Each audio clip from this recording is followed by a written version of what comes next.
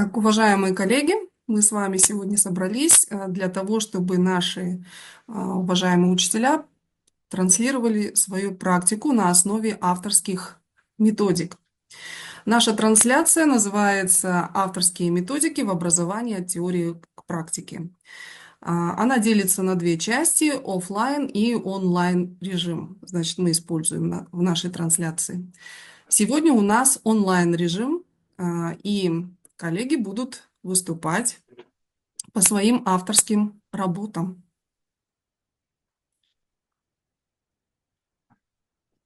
Итак,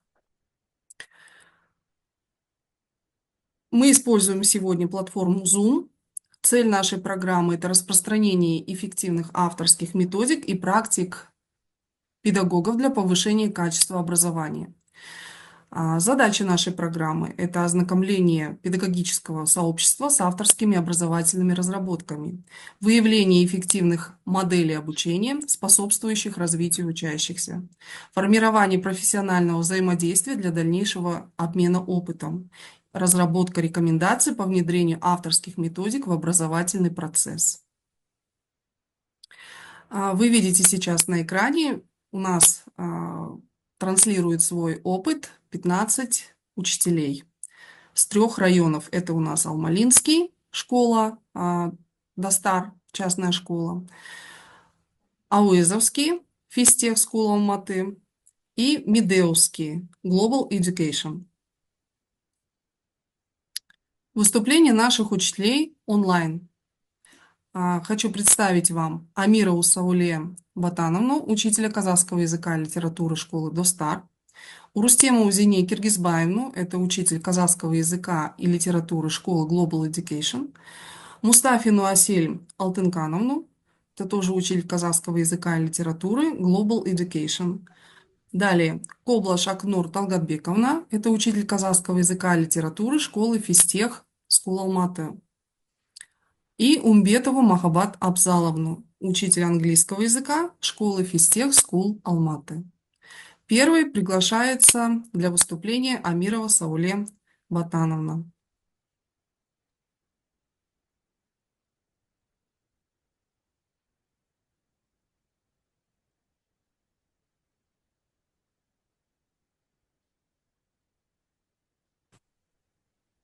Естіліп тұр ма, құрметті әріптестер? Естіліп тұр. Аха. Сәлеметсіздер. Сәлеметсіздер ме, құрметті әріптестер? Менің аты жөнім Амирова Сәуле Батанқызы. Мен Алматы қаласы, Алмалы ауданы, Достар халықаралық мектеп лицейінің қазақ тілі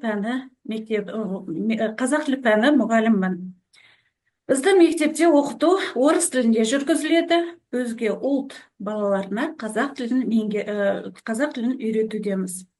Менің элективті курсымның тақырыбы 4-ші сынып оқушыларына арналған тіл дамыту ерекшеліктеріне тапсырмалар. Аптасына 1 сағат, барлығы 34 сағат. Мына жерге авторлық бағдарламаны растайтын куәлікті қойдым. Бұл куәлікке назар аударсаңыздар. Бұл куәлікті Алматы қаласы білім берудегі жаңа технологиялар мен әдістемелік орталығының сараптамалық комиссиясының берген куәлігі. Осы курсты растайтын. Және де біз бөлек кітапша қылып тіл құрал деген осындай авторлық бағдарламамызды да осылай кітапша қылып шығардық. Осылай назар аударыңыздар. Ал енді келесі бағдарламаның мақсаты. Бұл да бағдарлама оқушылардың тілді қабілеттерін дамытуға, сөздік қорларын байытуға және ойлау қабілеттерін шыңдауға бағытталған. Бұл жерде сіздерге айтып кетейін дегенім, біз басқа ұлт өкілдеріне сабақ беріп жүргендіктен тілге деген қызығушылықтарын арттыру біздің мақсатымызда тұрады. Негізі бастауыш сынып оқушыларының қазақ тіліне деген қызығушылықтары өте жоғары. Осы мақсаттар арқылы әрі қарай шыңдау біздің міндетіміз болып табылады. Ал енді бүгінгі менің бағдарламамның міндеттері: өз ойларын жеткізуге үйрету, тіл байлығын арттыру, жазба және ауызекі тілдерін дамыту, қазақ тіліндегі грамматикалық білімдерін нығайту. тілдік сезімталдықты қалыптастыру, сыни тұрғысынан ойлауға баулу, мәтінмен жұмыс істей білуге дағдыландыру, тілдік шығармашылық қабілеттерін дамыту. Авторлық бағдарламаның өзектілігі бұл бағдарлама оқушылардың ғасырлар бойы қалыптасқан дағдыларын жаңартуға және қазіргі заманғы талаптарға сай көмектеседі. Ол заманауи тілдік құралдарды меңгеруге бағытталған. Авторлық бағдарламаның жаңалығы бұл бағдарлама заманауи білім беру әдістемелерін қолдануға негізделген. Ол оқушыларға тілдік білімдерді қызықты және тартымды түрде ұсынады. Бағдарлама интерактивті, мультимедиалық ресурстарды пайдаланады. Оның ішінде видео, аудио материалдар мен интерактивті ойындар бар қамтылған. Одан кейін бұл авторлық бағдарламаның бағыты. Бұл бағдарлама оқушылардың тілді тереңірек түсінуіне және қолдану дағдыларын арттыруға бағытталған. Практикалық іс-әрекеттері арқылы білімдерін бекіту. Өздері қатысушы болып, оны жүзеге асырады.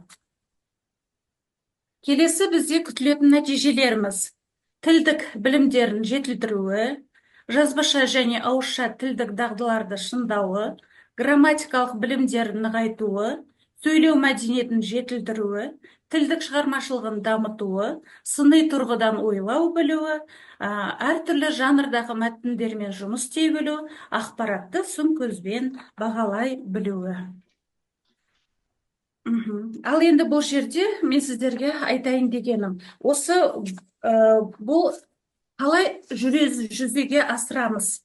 Ал енді бұларды қалай іске асырамыз? Іске асыру нысандары: теориялық сабақтар, балаларға айтып түсіндірілетін сабақтар және практикалық сабақтар арқылы қолданып пайдалану және жобалық жұмыстар арқылы әзірлеу. Бұл бағдарлама бізде 5 бөлімнен тұрады. Бірінші бөлімі отбасы және дәстүрлер 6 сағат берілген. Екінші бөлімімізге табиғат және саяхатқа 6 сағат. Үшінші бөлім білім және мектеп 6 сағат. Спорт және ойындар оған 6 сағат бөлінген. Қоғамдық мәселелер бұл 10 сағат бөлінген. Ал енді бұл бағдарлама бойынша осы бөлімдерден тұратын бөлімдерді біз қалай іске асырып жатырмыз? Бұл жерде бірінші бөлім бізде отбасы және дәстүрлер дедік. Бұл жерде Қазақстандағы маңызды мерекелерге тоқталып өтеміз. Мысалы, республика күніне арналған 1 мен 4 сынып аралығында мәнерлеп оқу сайысы өте жоғары деңгейде өтілді. Және осы балалар сондай зор қуанышпен, зор махаббатпен елге, республика күніне, Қазақстанға арналған өлең тақпақтарын оқып, барлығы да өте жоғары марапаттармен марапатталды. Осылайша бағдарламамыздың мақсат міндеттерін нақты түрде айшықтап, жүзеге асыру болып табылады. Әлі де енді бұл бастамасы, әлі де енді осы бағдарламаның аясында бізде әлі көптеген алдымызда, енді біз Наурыз мерекесін әлі атап өткен жоқпыз. Енді алдымызда Наурыз мерекесі, ұлттық дәстүрлер, ұлттық ойындарды дәріптеу барысында әлі де осы курстың аясында әлі де осылай жұмыс істейміз деп ойдамын. Ал енді маған сұрақтарыңыз болса, маған айтты 5 минут регламент деп. Сұрақтарыңыз болса, сұрақтарыңызды қоя отырыңыздар. Негізі бәрі түсінікті, сұрақ жоқ. Аяқталды. Рахмет сіздерге. Қуаныштымын. Очень здорово, спасибо огромное. Если у коллег нет вопросов, тогда, пожалуйста, Зене Киргизбаевна. Енді жасанды интеллекттің мүмкіндіктері өте көп, сіздер білесіздер. Ол уақыт үнемдеу, жұмыс процесін жеңілдету, сабақ жоспарлау, презентация жасау. Сол себептен мен осы жасанды интеллект тақырыбын алдым. Енді негізгі осы бағдарламаның мақсаты қазақ тілі мен әдебиет пәнінде жасанды интеллект технологияны пайдалану оқушылардың шығармашылық қабілеттерін дамыту, олардың әдебиетке деген қызығушылығын арттыру. сыни ойлау дағдыларын қалыптастыру, бағдарлама оқушыларға әдеби шығармаларды тереңірек талдау, шығармашылық жұмыстары арқылы өз пікірлерін ашық білдіру мүмкіндігін ұсынады. Негізі бұл бізде қазақ тілі әдебиет бірге жүреді ғой, сол себептен әдебиетке бізге өте аз тақырып берілген. Жасанды интеллект арқылы осы нәтижеге жету үшін жасанды интеллект өте пайдалы деп ойлаймын, және ұтымды. Енді осы бағдарламаның міндеттері жасанды интеллект құрақтарын пайдалану арқылы оқушылардың қазақ тілі мен әдебиет пәніндегі білімін тереңдету, ең маңыздысы. Шығармашылық тапсырмалар арқылы оқушылардың жазу, сөйлеу және оқу дағдыларын жетілдіру. Оқушылардың сыни ойлау және талдау қабілеттерін дамытып, әдеби шығармаларға шығармашылық тұрғыдан қарауға бағыттау. Әдеби шығармаларды анализдеу және синтездеу арқылы оқушылардың өздерінің жеке шығармашылық идеяларын дамыту. Жаңа технологиялар арқылы оқушыларды әдебиет саласында жұмыс істеуге ынталандыру, олардың жан-жақты дамуына жағдай жасау. Жаңалығы осы қазақ тілі әдебиет сабақтарында инновациялық технологияларды қолдануды жаңалығы, цифрлық құралдарды пайдалану, жасанды интеллектмен мәтіндермен жұмыс, көркем әдебиет негізінде виртуалды жобаларды жасау, геймификация әдісін қолдау, әдебиет және тіл арқылы кросс-культуризмді дамыту. Тиімді әдістерді пайдалануға интерактивті сабақтар, виртуалды жобалар жасау, геймификация, квиз, Kahoot сияқты платформалар арқылы білімін тексеру және бекіту үшін ойын элементтерін қосу. Көбінесе Kahoot арқылы балалар өте қызығушылығын және білімін тереңдетуге өте жақсы деп ойлаймын. Бір жағынан ойын ретінде де. Оқыту ойындарды, шығармашылық тапсырмаларды орындау барысында рөлдік ойындар мен дебаттарды пайдалану. Мына жерде өте ұтымды рөлдік бастауыш сыныптарға рөлдік ойындар, үлкен сыныптарға дебат өте балалардың тілдерін дамытады. Мобильдер қосымшаларды қолдану, көбінесе бізде оқулықтарымызда аудио нелер көп, сол аудиоларды пайдаланып, соларды тыңдау, балалар осы не арқылы тіл үйрену платформалар пайдалану оқушылардың тілдік дағдыларын жетілдіреді. Виртуалды экскурсиялар мен көрмелер. Негізі виртуал қазір бізде интернет арқылы осы шығармалар, авторлар туралы балалар виртуалдар арқылы экскурсия және көрмелерді ұйымдастыруға болады. Тиімді әдістер, тәсілдер енді мына жерде қызығушылығын ояту әдісі, топтық жұмыс, диалогтық оқыту, электрондық оқулықтар мен ресурстарды пайдалану, рөлдік ойындар, миға шабуыл жасайды. Әдіс тәсілдер. Мына жерде құндылықтар, тәрбиелі, көрініп тұр да, балаларды топтық жұмыс, диалогтық оқыту, электрондық ресурстар, рөлдік ойындар, миға шабуыл. Мына жерде біріне сабақта пайдалануға болады. Жасанды интеллект технология оқушылар шығармашылық қабілетін дамыту түрлі мүмкіндіктер ұсынады. Тілдік және әдебиет талдау дағдыларын дамытуға көмектеседі. Тақырыптық түсініктер мен мәтіндерді тереңірек меңгеруге ықпал етеді. Шығармашылық тапсырмаларды орындау барысында оқушылар өз идеяларын көрнекі түрде көрсетіп, пікір алмасуына жағдай жасайды. Мысалы, мәтінге пікір қалдыру, тұжырым жасау, креативті тапсырмалар жасау. Осы арқылы балалар әдеби шығармаларды талдау мен шығармашылық қабілеттерді жаңа деңгейге көтерілуі мүмкін. Логикалық программалар, осы программаларды пайдалануға болады. Бұл енді қысқаша теориялық информация деп айтуға болады, ақпарат.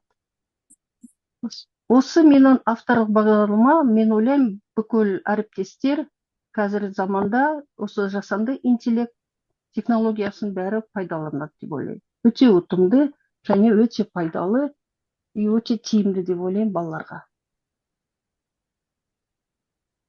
Спасибо большое. Есть ли вопросы? Зейнеп Розбаевна, тақырыбыңыз өте керемет, көп рахмет. Менде сұрақ жоқ. Мгм. Рахмет сіздерге. Қазіргі заманауи кезінде өте пайдалы.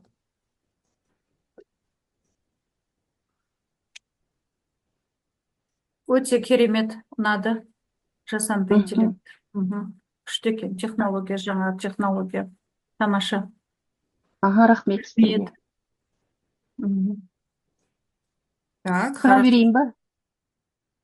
Если Мгм. вопросов нет, тогда, Зенит Киргизбаевна, вы сняли уже свою публикацию, да? Мгм. Теперь я выключаю, ухожу, да? Вы никуда не Так, уходите, вы с нами остаетесь. Нет, нет, Просто я у нас имею в виду. сейчас Всё. будет выступать Асель Алтынкановна. Хорошо. Здравствуйте, у меня шумно, приношу свои извинения, потому что у нас небольшая свадьба.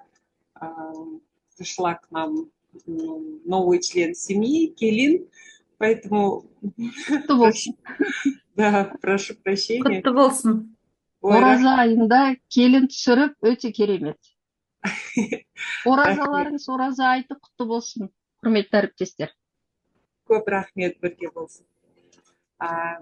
Сәлеметсіздер ме? Мен Global Education мектебінде қазақ тілі мен әдебиет пәнінің мұғалімін. Орта сынып буында жұмыс істеймін. Менің презентациям көрініп тұр ма?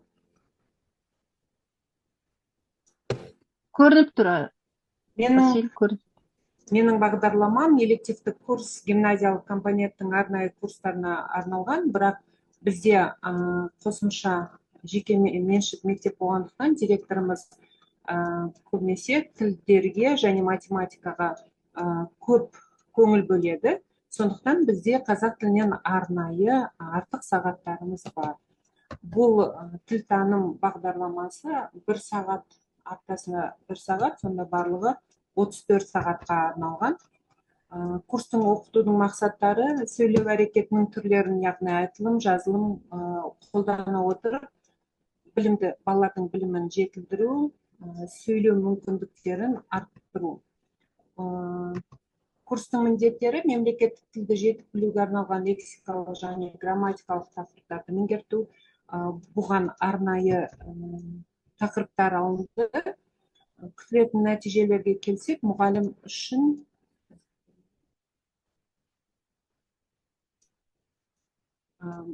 сынып оқушыларының сауаттылығын арттыруға ықпал етеді. Балалардың қызығушылығы мен бейімін анықтай алады. Дарынды және талантты оқушылармен тиімді жұмыс әдістерін қолдану арқылы жеке тұлғаның функционалдық сауаттылығын қалыптастыруға әсер етеді. Оқушы үшін бағдарлама, яғни қажетті, күнделікті қолданыста керекті тақырыптар қамтылды деп ойлаймын. Мысалы, бірінші бұл тіл танымға келсе қазақ тілі білімі, екіншісі лексика сөздердің қолданылу өрісіне қарай топтары, фонетика, үндестік заңы, орфография мен орфоэпия, морфология, жиынтық бағалау және соңында тест тапсырмалары, синтаксис қамтылады. Бағдарламаға міндетті түрде осындай мұғалімдерге ыңғайлы жасалған кесте түрінде беріледі. Ақпараттық әдістемелік бөлімінде бағдарламамен жұмыс жасау нәтижесінде қалыптастыру және жиынтық бағалау жүзеге асырылады. Алдарыңызда бәрі көрініп тұр, көп уақыт бөлмей. Осы бағдарлама барысында бала нені біледі? Мектеп бағдарламасы негізінде көрсетілген тақырыптарды басшылыққа ала отырып, оқушы сөйлем мәтін құрастыруды үйренеді. Оқу бағдарламасына сай білімді терең меңгереді. Оқушылар өз ойларын грамматикалық тұрғыдан сауатты бейнелеп айтады. Яғни бізге қойылатын талаптарды орындауға арналған бағдарлама. Бұл жерде қандай әдіс тәсілдер бар? Домино, дұрыс емес пікір, егер, онда не болар еді? Екі түрлі түсініктеме күнделігі және пайдаланылған әдебиеттер тізімінде осы бағдарламаның ішіне қостым. Осылай сіздерге қысқа нұсқа түсіндірдім деп ойлаймын. Егер де түсінбей жатсаңыздар, қайтып келіп, сол презентацияны, слайдты көрсете аламын. Так, Асель Атылхан, өте керемет, күшті бағдарлама. Келесі жылы пайдалансақ үндемей болады. жатқан кезде тез түсіндіріп кетейін деп отырмын, себебі өлең айтып, тілектер айтып, сондай көңілді болып отырмыз. Рахмет, керемет. Керемет, Тойларыңыз жақсы. құтты болсын. Келініңіз құтты болсын. Күшті. Әмин. Иә, Рахмет. бірге жұғысты болсын. Әмин. Иә, жұғысты болсын. Жақсы. Рахмет, тамаша. Жақсы, сәлеметсіздер ме? Менің аты жөнім Құбылаш Ахмет Тоғатбекқызы. Мен 5-ші жыл мектепте жұмыс жасаймын. Орыс тілді балаларға қазақ тілінен сабақ беремін. Менің авторлық бағдарламамның атауы тіл үйрену үдерісі оқушылардың тілдік қабілеттерін бағыттауға арналған стратегиялар. Қазіргі уақытта мен педагог-модератормын, бірақ та қазір аттестациядан өту барысындамын. Осы физтех мектебінде қазіргі уақытта жұмыс жасаймын. Енді бұл авторлық бағдарламаның өзектілігі және қажеттілігіне тоқталып өтсем, өзектілігі, яғни заманауи білім беру жүйесінде оқушылардың коммуникативті дағдыларын дамыту маңызды. Екіншіден, қазақ тілін меңгеруге бағытталған әдістер көбіне дәстүрлі теориялық сипатта қалып қояды.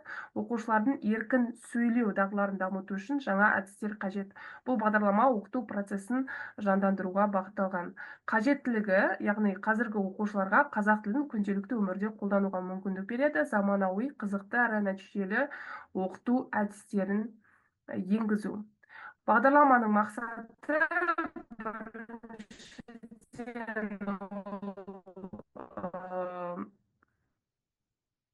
қазақ оқушылардың сөздік қорын кеңейту және тілдік ортаға бейімдеу, еркін сөйлеу дағдыларын қалыптастыру, тыңдау, жазу, оқу, сөйлеу дағдыларын кешенді түрде дамыту. Енді бұл бағдарламаның міндеттеріне келіп тоқталатын болсақ, біріншісі ол оқушылардың қазақ тіліндегі сөйлеу дағдыларын жетілдіру. Екіншісі грамматикалық білімді практикалық қолдануға бағыттау. Үшіншісі интерактивті әдістер арқылы сабақ өту. Одан кейінгі төртіншісі, яғни оқушылардың тілдік ортасын кеңейту. Бағдарламаның негізгі ерекшеліктеріне тоқталып келетін болсам, бірінші практикалық бағыттылығы, яғни қазақ тілін өмірде қолдануды үйретеді. Қарапайым өмірде біз қазақ тілін қалай қолдана аламыз.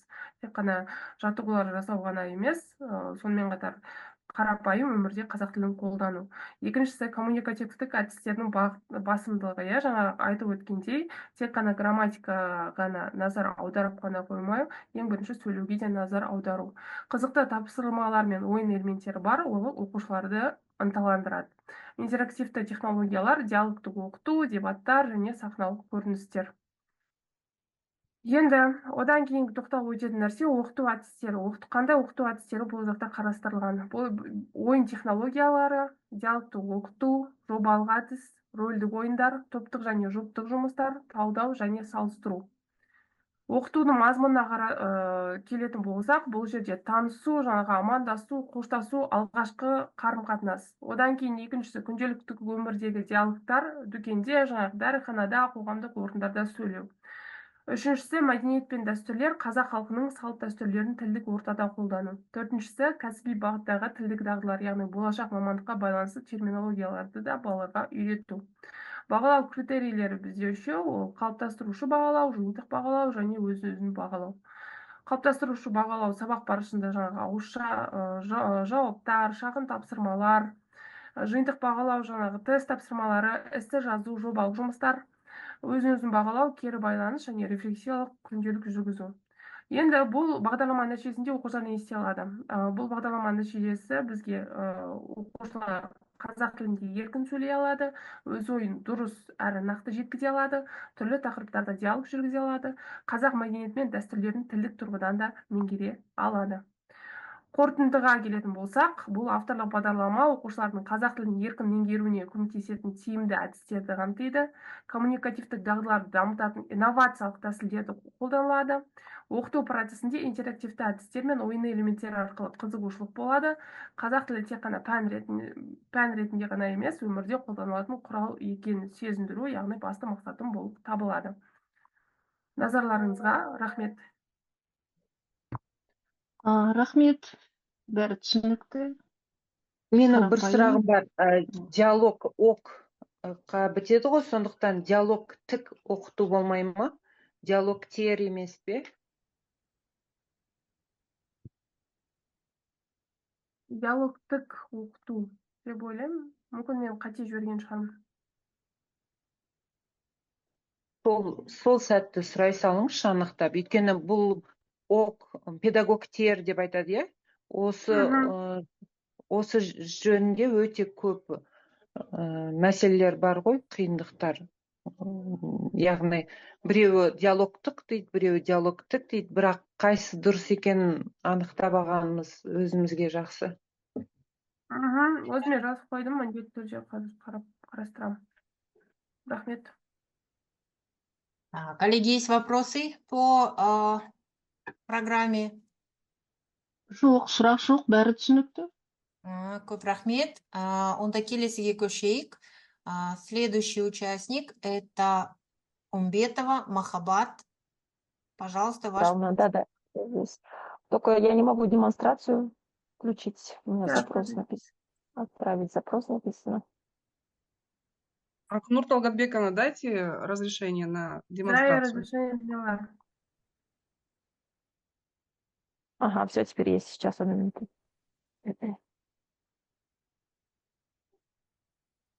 Видно ли презентацию?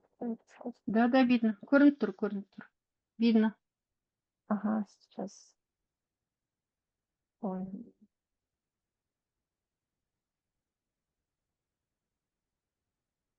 Добрый день, уважаемые коллеги. Меня зовут Умбетова Махаббат Абсаловна. Я учитель английского языка школы Физтех города Алматы. Моя авторская программа называется Writing Sentences and Short Paragraphs. Это касательно письма, то есть написание от простых предложений до коротких абзацев. Данная авторская программа разработана для учащихся школ 8-10 классов и направлена на формирование и развитие навыков письменной речи на английском языке. Данная программа помогает школьникам научиться правильно строить предложения, объединять их в логически выстроенные абзацы и выражать свои мысли в письменной форме.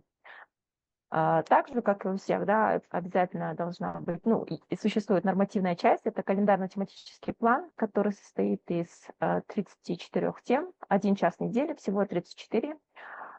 Здесь указаны как теоретические, практические, сколько часов, и, конечно же, цели обучения и ожидаемый результат знаний. Актуальность данной программы... Одну минуту. Для школьников и в целом для тех, кто изучает английский язык, особую сложность представляет всегда формирование правильных логически выстроенных предложений и абзаций. Это умение писать грамотно, следовательно способствует развитию аналитического мышления, коммуникативных способностей и академической успешности. Данная авторская программа Writing Simple Sentences and Short Paragraphs направлена на развитие именно построения простых предложений и коротких абзацев, что является базой для дальнейшего освоения письменной речи.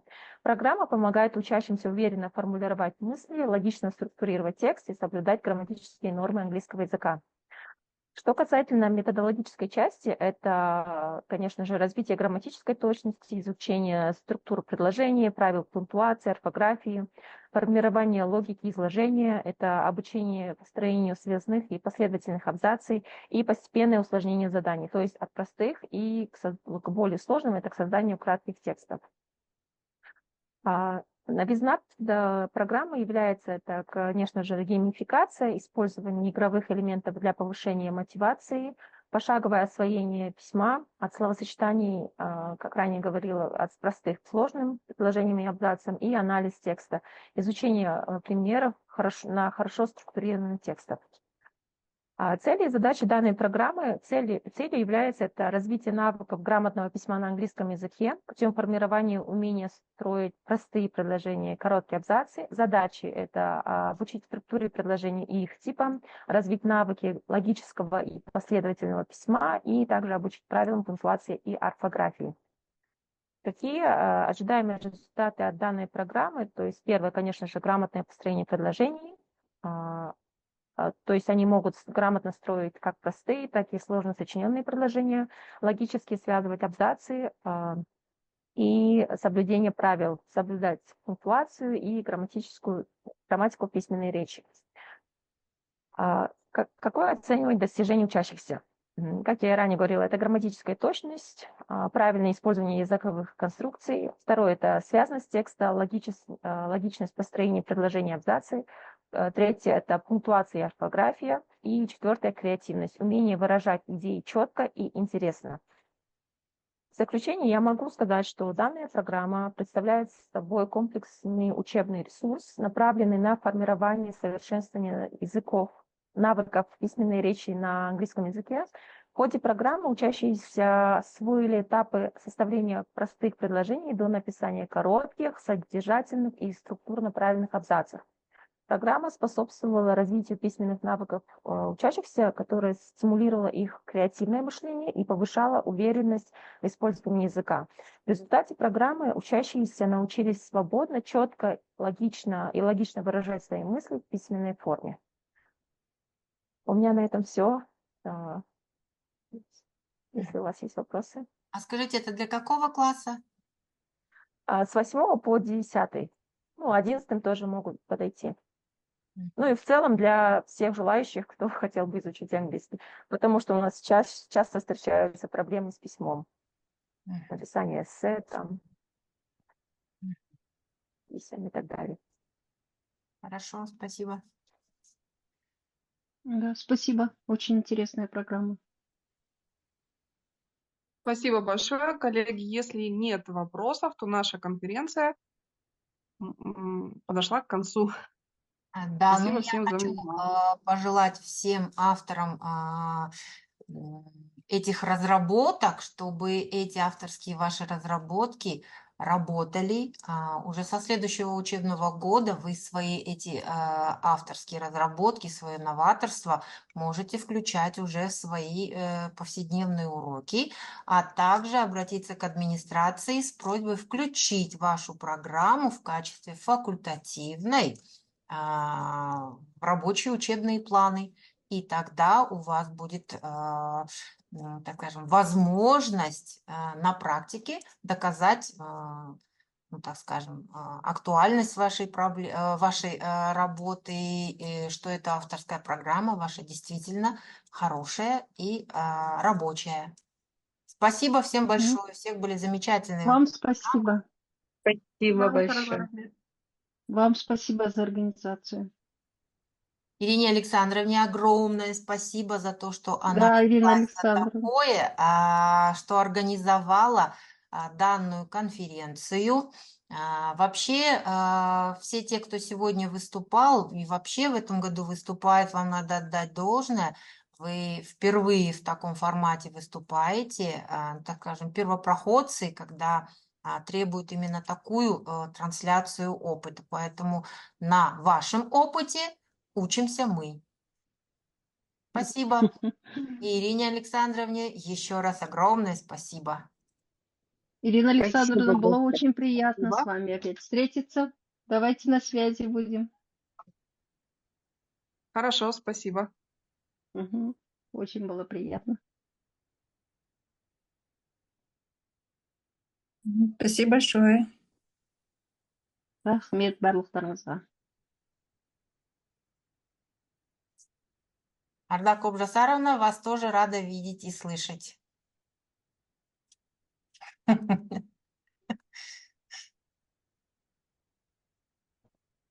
Не слышу вас.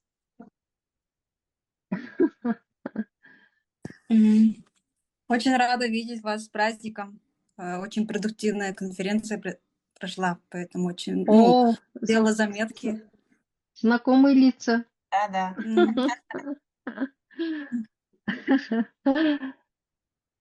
Как у вас дела? Приятно. Надеюсь, запись отключена, Ирина Александровна.